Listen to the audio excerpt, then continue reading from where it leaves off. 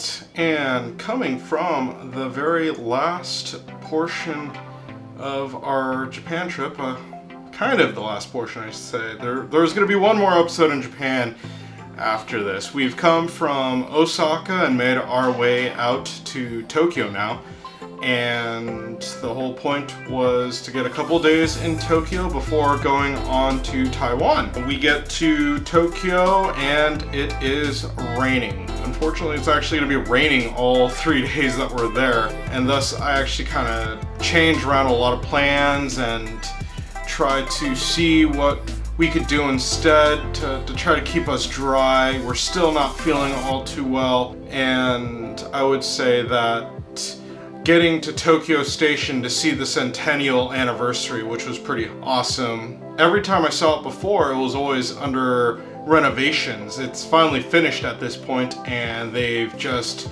kind of did their 100th anniversary. So we stop at the Tokyo Station and kind of just check it out, go outside, do a quick station check from the outside. It is raining, as you could clearly see. And we actually go inside and check out the main hall, I guess you can call it, the main area that the renovations were made. Everything is brand spanking new and it looks gorgeous, and it really was well done. It's amazing that it's been there for 100 years, and yeah, it definitely has changed since it first went up as a small station to a much larger station now, is what it turned into. From there, we went to the hotel in Asakusa. We were actually right next to the station, so it was really easy for us to get in and out of that place. All we did was a quick check-in, drop off our luggage, and just went right on to the next thing. We were actually quite hungry at this time, so we wanted to try to get to the next item or next tourist thing, I guess you could call it, as soon as possible. And that was Tokyo Skytree. We actually tried to go get some Skytree food first, and after getting a quick bite of some Korean fried rice, I believe it was, and I'll throw up a photo here. Unfortunately, I have no video of it, but we got the fried rice, and then we moved on to the next thing, which would be Skytree, Tokyo Skytree. Unfortunately, like I said, it was raining, and that meant it was really cloudy. They did have warning signs out saying, hey, the observation deck doesn't have the greatest views today because, well, it's raining and cloudy. And we decided to go up anyways because that would have meant that we would have still be inside. Again, because of the rain, I was always looking for stuff to do inside of places rather than having to walk around in the rain. So quickly we were able to get our tickets to get to the observation deck. Just as an FYI, it typically takes at least an hour on weekends, if not more. We were there on a weekday though, and it was also raining with poor visibility. We got our tickets in like 15 minutes. One really cool note is they do have 4 different elevators for you to go up. Each one represents a season. We went up the summer elevator, which what I mean by each elevator has a season, they're decorated to represent the season, and as you can see, the swirls here I believe are supposed to represent the fireworks that they often do during the summer. The view from the top is without a doubt incredible. The tickets are not cheap. I believe it's almost $30 to get to the top. I'll make a note of how much it actually cost. And we were actually greeted once we got out of this elevator by a huge screen that was showing the history of the Tokyo area from the Edo period all the way on to the most modern day Tokyo Skytree at the time. There were also little interactive centers where you could go kind of touch the screens and map out the areas to figure out what Edo looked like during that time. They showed where some castles were, what the land used to look like. It was really neat. Unfortunately, I don't believe we have any real video of it. Maybe I'll be able to throw up a photo if we have it. But it was just that there were a ton of different screens for you to be interactive with and for you to learn a little bit more about Tokyo. after a couple hours, we decided to go ahead and head on down and made our way to this little cafe that I saw on a TV show. Again, you know, big surprise. That showed us that they had these dessert Skytree foods, and every time I say Skytree food, I'm talking about these tower foods that are ginormous, and as you can see, this dessert is huge, with ice cream, jellies, fruit, there's crystallized sugar on top, and there's all sorts of different like mochi and delicious desserts that are all combined into this one towered dessert. And we also got a bit of coffee to go with it, and it is quite nice. We got the green tea flavor this time around. I believe the next time that you'll see us at this restaurant, we'll be getting the sakura flavor or the cherry blossom flavor. And when I say next time, it's gonna be a year later, but I definitely have some more Japan videos coming up because we did do a quote-unquote revenge trip to Tokyo to get more of the Kanto area covered because of all the rain that happens during this period. Now, after finishing up our desserts, we went off to Akihabara, and we were just walking around electronics stores, kind of shopping around, finding out what there is. Akihabara is one of my favorite places to go shopping for not only electronics, but for anime goods, as well as manga and figurines, and pretty much if you have some sort of Japanese item that you're really fond of that has to deal with any type of animation, you can find it in Akihabara. That's probably the first place you'll find it, actually. One big thing I will say that we did while we were at Akihabara was there is a new welcome center in Akihabara, or Akiba, and we wanted to go see what that was all about. That was never there before, so we were able to kind of go and see the huge changes that they made to Akihabara. It was totally different than what I remembered it to be. Better or worse, I don't really know. I still enjoyed my time there. Going there is always a great time to me, as well as being able to shop in that area. Now, from the Akihabara anime stuff that we're doing, we just finished off the night right there. Like I said, we were not feeling so well, so we went back to the hotel and woke up early the next day to go ahead and continue on our adventures. Again, probably the biggest note that we could make about staying there at that hotel in Asakusa was how well we heard the thunder and lightning, or just the thunder rather, and saw the flashes of lightning that struck. It was intense. There was a huge storm coming in during the time that we were there, and it just never went away. It was always there. So we get up early the next morning, or I'm sorry, we get up late the next morning, seeing how there is no real rush to get out into the rain.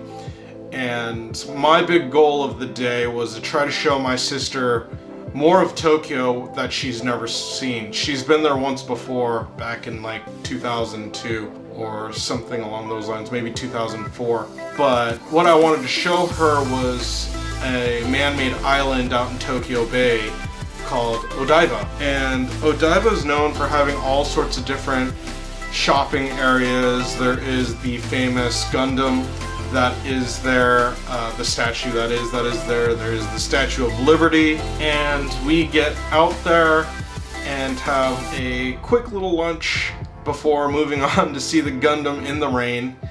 And the rain kind of lightened up on us, so it wasn't that bad, but it was still raining. We saw the Gundam, and then we made our move to the Decks area, the Odaiba Decks, which is kind of a shopping area. They actually have this very famous Joyopolis, Sega Joyopolis, which is a game arcade that they put there. Unfortunately, this one you have to pay to get in. It's worth it to most. I believe it's like $5 to get in. And they have rides and games inside that you can play, but it's always a little difficult for me to pay to get into Sega Joyopolis when I was able to go to Sega Joyopolis in the hometown that I stayed in for free. And I understand that there's no rides at the one that I was at, but I typically wanted to go play games anyways, but enough of that. We just continued walking on to the shopping areas. We walked from Decks to Aqua City, and in Aqua City we were able to kind of do some shopping there as well. And one of the cool things about Aqua City was they had all these kind of models of fish and dolphins and sharks, as well as kind of this little free aquarium that they had going on. That was pretty neat, with all these little salt water aquariums with fish in them. And everything was free. You could just walk around and check it all out. Next we went to Fuji Television, the museum that is at Fuji Television. And going up into Fuji Television, we were able to kind of see this crazy ceiling that they have. It's quite amazing. It's part of the ball that you see from the outside, from the distance when you're looking at Fuji Television. It's the top of that ball area, so it's all curved. They had another stamp rally going on, which is always awesome because that tells you where to go. We were able to kind of walk around and see some different studios that were on that level, meaning that we could actually go see where they filmed like some morning TV shows, and they had like autographs and photos of people who've been on the TV show, as well as then just going on and seeing another interactive area that showed you what Tokyo looked like. Now I do have film of this one. It was very similar to the stuff that was at the Tokyo Skytree, but this one, again, since we're at Tokyo Television on Odaiba Island, we were able to see around the island and see what it used to look like. Old forts and strongholds that they had in the water, as well as what the general area used to look like, because it was all marshland rather than land, which was kind of cool. And then moving down, we actually found a little lonely area with claw machines. Again, we were doing these stamp rallies, so it just took us down this hall and we found these little these claw machines. I was actually able to get one of the toys out of the claw machine. I mean, a friend taught me how to kind of cheat at these things, or how to do them properly, I guess I should say.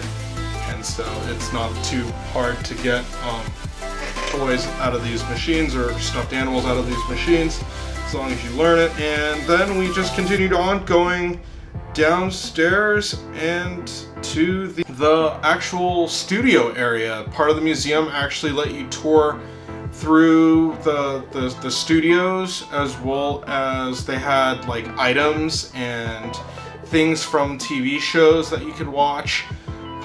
One was a really cool rock, paper, scissors game, and you were able to play rock, paper, scissors against a robot, and it was really, you just kind of said, they would say rock, paper, scissors, and then you'd hit the button that you chose, and then you either won or lost. As a side note, Lynn lost and I won. And then continuing down, we actually did the Run for the Money timer. Now this is a show that I actually kind of enjoy. It's kind of a mix of like historical or some sort of like tale from the past, and they do this mixed into a game show, which the game show is about, it's hide and go seek is the simplest way to put it. They have these pretty much Olympian athletes that are searching for celebrities who have a certain time amount that they have to stay uncaught. And as long as they do that, they earn money for a charity that they could donate to. It's a really interesting show. I'm sure you can find it on YouTube or somewhere. Again, it's Run for the Money. And the machine that you see here is actually the very beginning of the show. You have a countdown timer or a count up timer. You have to try to get as close to 10 seconds as possible, per person that is. And if you fall within, I think it's like 0.3 seconds of 10 seconds, you get that added to a timer of how much time you get to spend hiding or going to hide while these guys are doing the counting. And every person in the show has a chance to do it. Now here's the caveat. If you make a mistake and you don't get within that 10-second time frame, it immediately releases the Olympians or athletes, and you pretty much just have to start running away from them. And the advantage is typically there's like 3 or 4 of these athletes versus about 15 or more celebrities that are running around. Again, a very fun show to watch, but it was cool to be able to touch that machine and try it. Lynn nailed it. She got like 10 seconds and like 0.03, 10.03. I totally messed up. I think I was like at 8 seconds or 9 seconds or something. I would have totally gotten caught. Anywho, next we move on to Ikebukuro, just so that I could do some shopping. Aside from Akihabara, I feel that Ikebukuro is a great place to get things, and I feel that Ikebukuro is a lot cheaper than Akihabara, which is a funny thing to say, but you can find a lot of different types of goods there. Doing all that shopping, it makes it easy to have to hold on to a lot of stuff. So then we ended up, before getting dinner, I go back to the hotel, and Lynn was actually waiting for me at Ueno Station, where she actually finds this kind of cool panda figurine or stuffed animal. I don't know what to call it, but she found that panda and was able to get some footage of it before we met up and made our way to Shibuya to go ahead and go to one of our favorite sushi joints, which is called Genki Sushi. Total thanks to Katie and Eric on this one. They're the ones that pointed it out. I believe it was like Eric's birthday episode or something that they went to this place. This place is amazing. They have these trays that come out to you with the sushi that you order. So it's like the dollar sushi or rotating sushi that you could typically find in Japan, except this time everything is fresh. You order everything. There's a monitor for you to kind of place your order in. It's in English and Japanese and I believe a few other languages. So you could order the sushi the way you want it.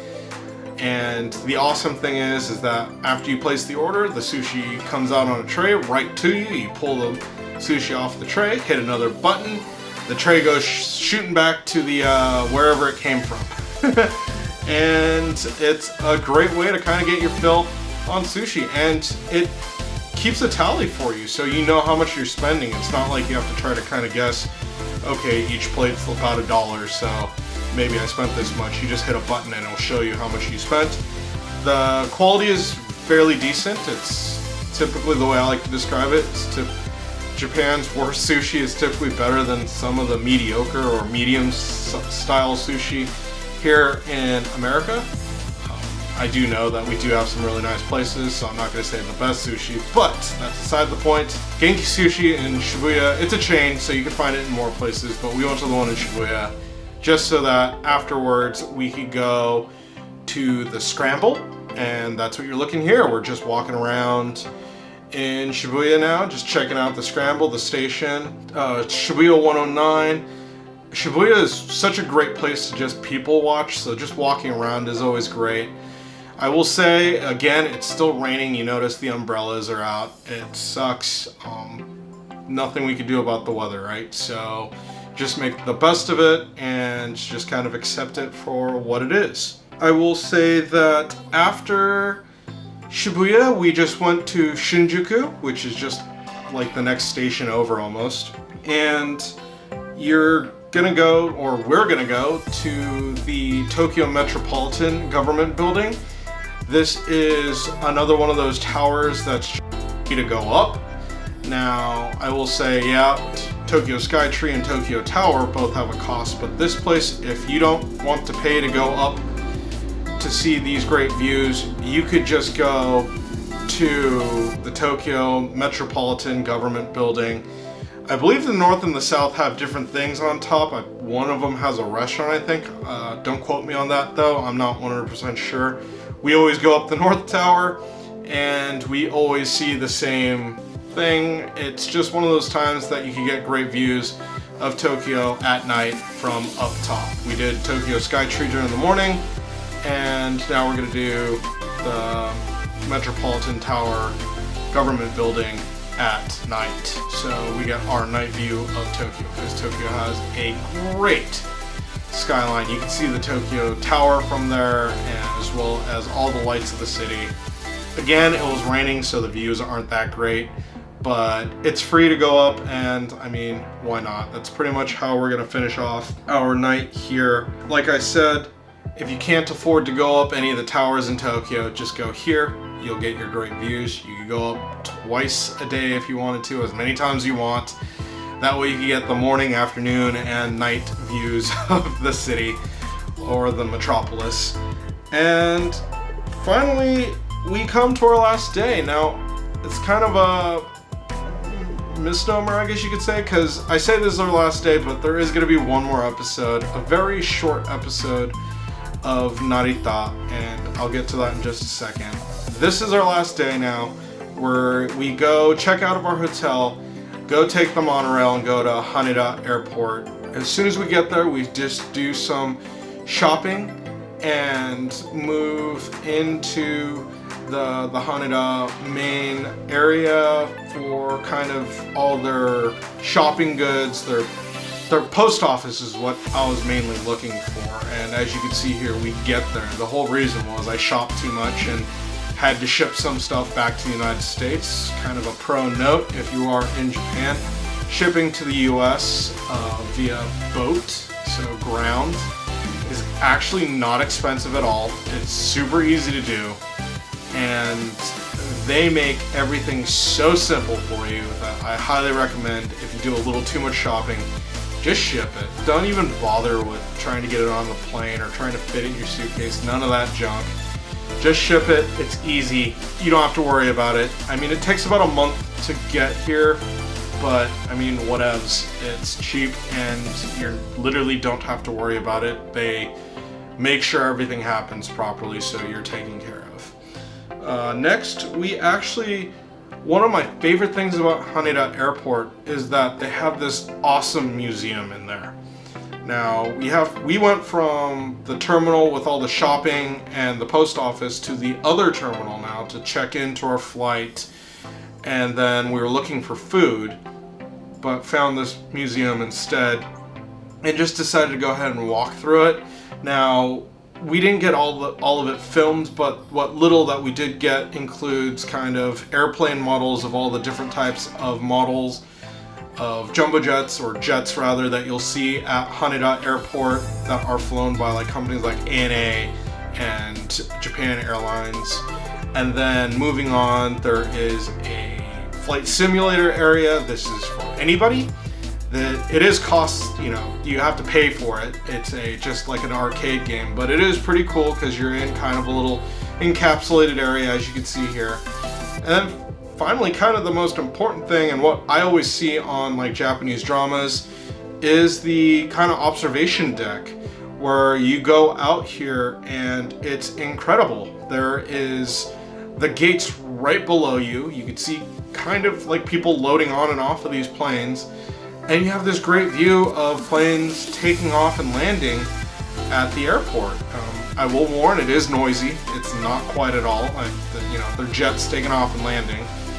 But the views are amazing. So totally worth heading on out and just checking out the planes moving around and watching them take off and land. Moving on from there, we went to another shopping area. As you can see, this one had clothes, and there was the Haneda mascot that was there, and there was kind of all sorts of different things that you kind of see and buy should you want to have a few souvenirs before you take off from this terminal. And after that, it's pretty much we got onto our plane and made our way to Taiwan. We have a little footage here of us taking off and then just getting some great views of Mount Fuji. It's always beautiful and looks great from practically any angle. Actually, I would argue it looks beautiful from any angle. There is no bad angle of Mount Fuji. And now, as I was saying earlier, this is kind of the last episode or last day of our 2014 trip to Japan. The next following thing I'll probably be getting into is Taiwan, and I'm still trying to decide how to kind of film that and go about that. But we do have one more Japanese episode coming up, and that is of us in Narita. Now, yes, it's called Narita Airport because it's in Narita City, not Tokyo. So Tokyo International Airport's actually in Chiba Prefecture, so it's not even in Tokyo Prefecture, and it's in Narita City, which is in Chiba Prefecture. So when you land there, if you ever have the opportunity to, another pro tip, typically you have to have a layover in Narita if you're going to Asia from America. And if you have to have a layover there, I recommend you try to lengthen that layover as long as possible. The reason being is they do have free tours into Tokyo as well as free tours into Narita, and you could actually do that straight from the airport. One of the coolest things though is that Lynn and I are going to have, I think, a 3 to 4 hour layover in Narita from Taiwan as we go back to America, and because of that we decided to take a quick hop into Narita City. So we will next see you in Narita, even though we are flying out of Japan to Taiwan now. I hope you enjoyed this episode, and I will see you in Narita.